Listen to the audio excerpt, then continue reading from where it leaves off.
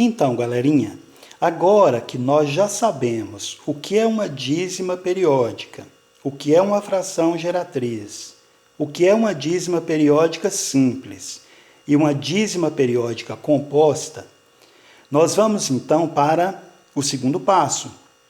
Nós vamos encontrar a fração geratriz de uma dízima periódica, ou seja, a fração que deu origem a uma dízima periódica. Nós começaremos com as dízimas periódicas simples, ok? Daqui a pouco a gente vê como encontrar a fração geratriz de uma dízima periódica composta.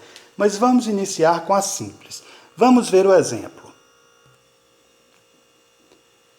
Olha só, galerinha, vamos usar o mesmo exemplo que a gente já vem trabalhando desde o início, certo?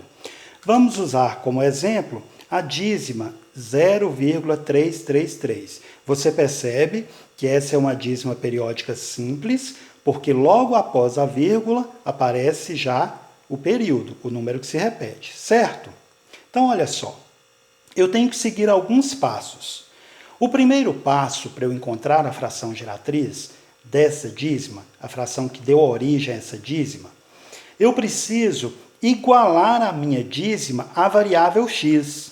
A variável x. Eu falo a variável x porque é a que a gente mais usa, mas pode ser qualquer variável. Se é a, b, a que você quiser, certo? A gente costuma usar mais a variável x.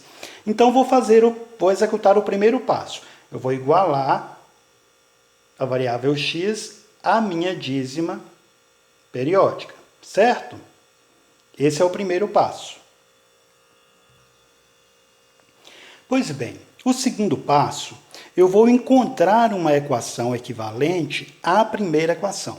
Então, olha só, você percebe que a partir do momento que eu igualei a variável x à minha dízima, eu transformei isso aqui numa equação, certo? O que é uma equação? É uma igualdade com um valor desconhecido, certo? Então, formei aqui a equação. No segundo passo, eu vou encontrar uma fração equivalente, uma equação equivalente a essa primeira equação aqui formada. Lembrando que para eu encontrar uma equação equivalente a qualquer outra, basta eu multiplicar os dois membros da equação por um número qualquer, certo? Nesse caso, não vou multiplicar por um número qualquer. Vamos ver por qual número eu vou fazer essa multiplicação. Então, aqui eu tenho a minha primeira equação, x é igual a 0,333 infinito. E, olha só, se eu quero escrever a forma reduzida dessa minha dízima, qual vai ser? Vai ser 0,3 com um tracinho sobre o 3, certo? Já que esse 3 me indica o período da minha dízima, certo? Quantos algarismos tem o meu período? O meu período tem um algarismo, certo? Então, quando eu quero encontrar a dízima periódica, a fração geratriz de uma dízima cujo período é formado por apenas um algarismo, eu vou multiplicar essa dízima para encontrar a equação equivalente, eu vou multiplicar por 10. Mas por que 10? Porque o meu período é formado por um único algarismo. E eu multiplico sempre por dezenas exatas. Ah, professor, mas se o período aqui fosse formado por 2 algarismos, então 2 casas decimais, eu multiplicaria por 100. 3 casas decimais, 3 algarismos, multiplicaria por 1000 e assim por diante, certo? Então, nesse segundo passo, para você encontrar a equação equivalente a essa primeira, você vai ter que multiplicá-la por 10, 100, 1000, por dezenas exatas. O que vai definir a quantidade de algarismos do seu período? Nesse caso, o meu período é formado por um algarismo, eu multiplico por 10. Vamos fazer a multiplicação? Então, x vezes 10, 10x, certo? Lembrando que eu tenho que multiplicar os dois membros. Já multipliquei o primeiro, vou multiplicar o segundo. 0,333 vezes 10, nós lembramos que, ao multiplicar um número decimal por 10, por 100, por 1000, basta eu movimentar a vírgula para a direita. No caso, multiplicando por 10, eu movimento uma casa decimal. Então, a vírgula está aqui, ela vai passar para cá. Então, vai ficar 3,333. Eu posso colocar quantos 3 aqui eu quiser, já que aqui é infinito. Ok? Agora, o terceiro passo. Olha só, o terceiro passo, eu vou subtrair a primeira equação da segunda. Percebe aqui que a segunda equação é maior e a primeira é menor? Então, vou tirar essa primeira equação da segunda. Eu vou fazer uma operação de subtração ao contrário. Eu vou pegar essa de baixo e tirar a de cima. Vamos lá? Aqui você percebe que essa parte decimal aqui, ela vai anular. Ela vai ficar igual a zero. Olha, 3 menos 3, 0. 3 menos 3, 0. 3 menos 3, 0. Vírgula debaixo de vírgula.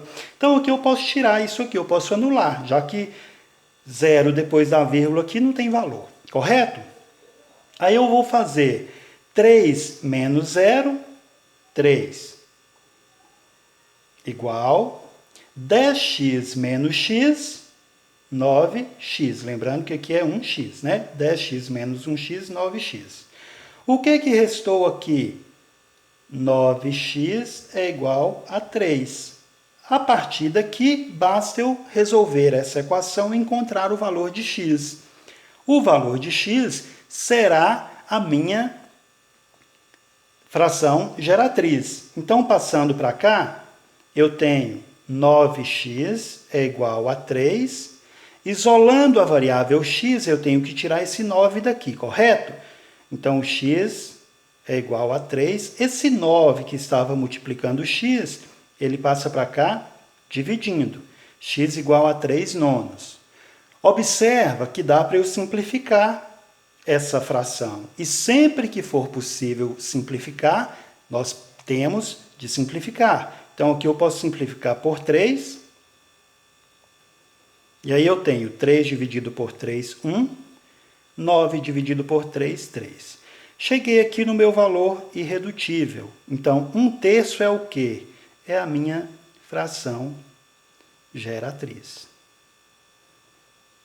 Ou seja, 1/3 é a fração que gerou essa dízima periódica. Ok? Vamos fazer o teste? Vamos dividir o 1 por 3 para ver se eu chego realmente nessa dízima periódica. Então, vamos fazer isso aqui? Vou fazer aqui do ladinho, ó, 1 dividido por 3.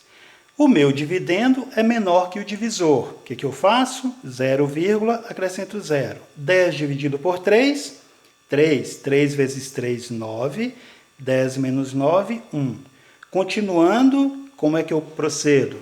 O resto eu acrescento 0. 10 dividido por 3, 3. 3 vezes 3, 9. 10 menos 9, 1. Então, aqui você percebe a repetição, sempre vai sobrar o resto 1, que acrescentado 0 torna-se 10, que dividido por 3 vai dar 3 eternamente. Então, 0,333 é a mesma dízima inicial, ok? Então, 1/3 é a fração geratriz que deu origem a essa dízima, certo?